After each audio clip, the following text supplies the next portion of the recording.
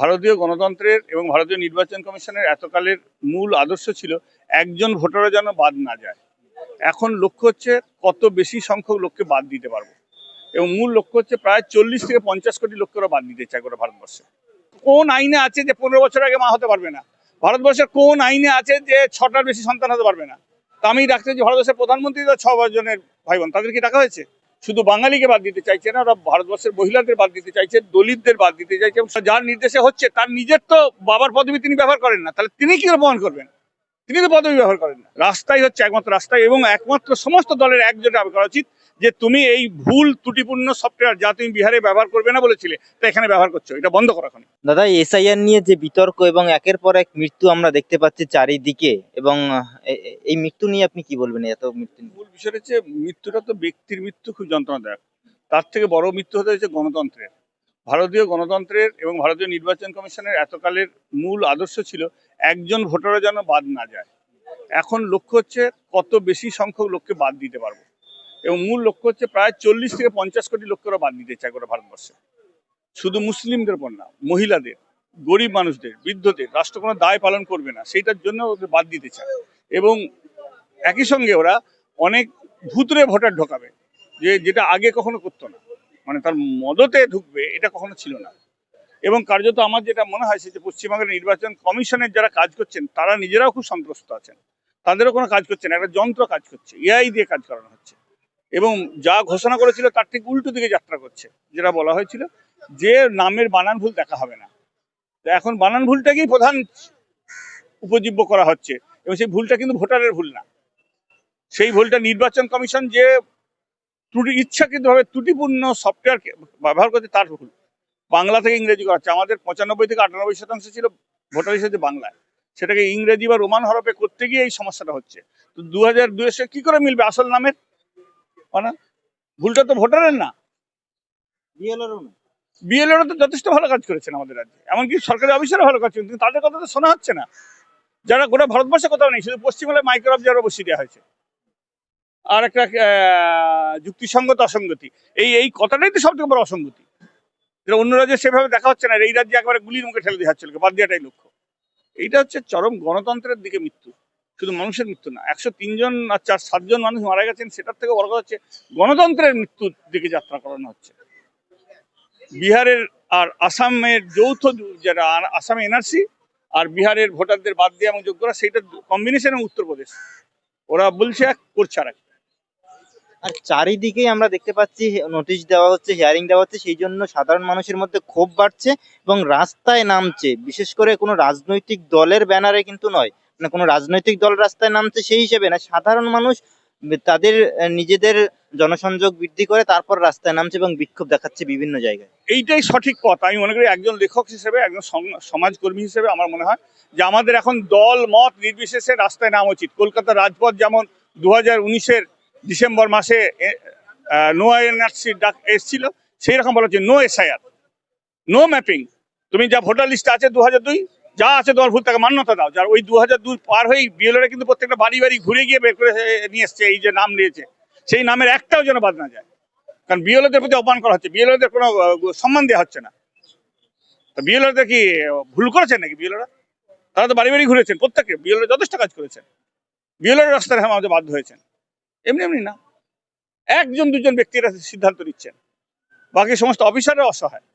কিন্তু কিছু কিছু জায়গায় দেখা যাচ্ছে, কিছু কিছু জায়গায় আমরা দেখতে পাচ্ছি যে সেই বিশৃঙ্খলা বা সেই ধরনের অগ্নিসংযোগ, ভাঙচুর ইত্যাদির মতো ঘটনা ঘটছে, কারণ তাদের নাম কাটা যাচ্ছে, এই আতঙ্ক রয়েছে।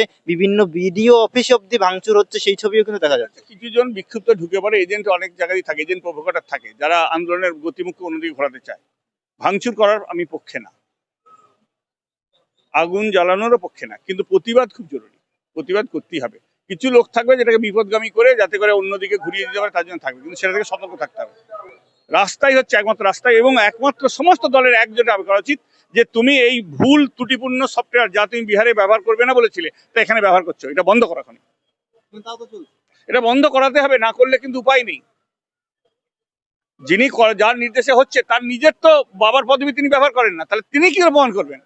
তিনি তো পদবি ব্যবহার করেন না। আর 6 ভাই বোন থাকলে ডাকা হচ্ছে, তো 6 ভাই বোন, তার রবীন্দ্রনাথ কর যেতেন, আম্বেদকর তারও 14 সন্তান, বহু বিখ্যাত প্রতিভাবান ব্যক্তি আছেন যারা 14তম সন্তান, 10টা করে সন্তান, তারা কি বাদ যাবেন কোন জায়গায়? আর ভারতবর্ষের কোন আইনে আছে যে 15 বছর আগে মা হতে পারবে না? ভারতবর্ষের কোন আইনে আছে যে 6টার বেশি সন্তান হতে পারবে না? তা আমি ডাকতে যে ভারতবর্ষের প্রধানমন্ত্রী তো 6 জনের ভাই বোন, তাদের কি ডাকা হয়েছে? আবার একই সঙ্গে বলা হচ্ছে বিশেষ কাউকে বাদ দিয়ে হবে। ভারতবর্ষের সংবিধানে কোন আইনে বিশেষ কথাটা আছে যে আলাদা? সবাই এক, সবাই এক, সেটা মানা হচ্ছে না। গণতন্ত্রের ন্যূনতম আছে। কয়েকজনের ক্ষেত্রে এক নেই না, কয়েকজনের মধ্যে একটু ভুলে ছাড় যাবে না, এটা হয়নি কখনো।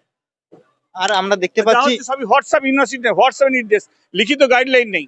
প্রথম যা তুমি বলেছিলে সেইটাকেই মানো, যে 2002 এর নামের বানান ভুলের জন্য কারো নাম কাটা যাবে না, ওইটাকে মান্যতা দিতে হবে।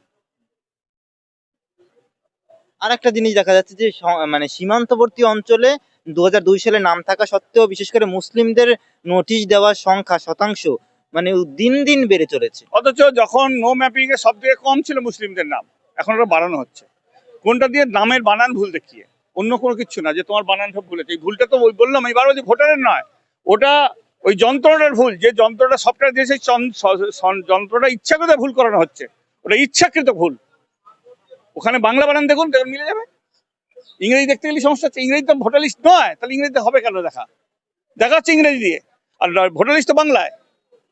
এই যে এত ভুল হচ্ছে, এত মানুষ মারা যাচ্ছে, নির্বাচন কমিশন কি সাজা পাবে? সাজা পাবে, দিতে হবে সাজা। আমি শাস্তি ধর বিশ্বাস করি না। জনগণের রাস্তায় নামতে হবে, যত রকম যেভাবে করার করতে হবে, এবং সমস্ত দলকে একসঙ্গে ঝাঁপিয়ে বলতে হবে যে এই ত্রুটিপূর্ণ ম্যাপিং বন্ধ করো। তুমি 2002 এর ভোটার লিস্ট দেখে করো যা করো। যারা 2002 এর ভোটার লিস্টে নাম আছে তাকে এবং তাদের পরিবারের একজনকে বাদ দেওয়া যাবে না। বিজেপি কি চাইছে ভারত থেকে বাঙালি নামক এই জাতিটাকে সম্পূর্ণ মুছে দিতে? শুধু বাঙালিকে বাদ দিতে চাইছে না, ওরা ভারতবর্ষের মহিলাদের বাদ দিতে চাইছে, দলিতদের বাদ দিতে চাইছে, এবং সব থেকে বড় কথা, ওরা একটা কৃতদাস শ্রেণী তৈরি করতেছে যারা করবেন, এবং এরা বিদেশে অনেক লোককে পাচার করবে, এরা মানব পাচারের কাজ করবে।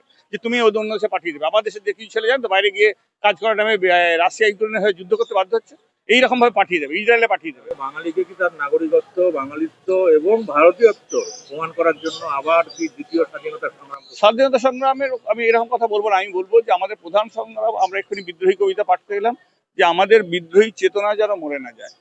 এবং আমার বলতে হবে যে শেষ পর্যন্ত হচ্ছে যে বলবীর চির উন্নত মমশির, আমাদের মাথাটা উঁচু রাখতে হবে, মাথাটা কখনো আমরা নিচু করে ফেলবো না।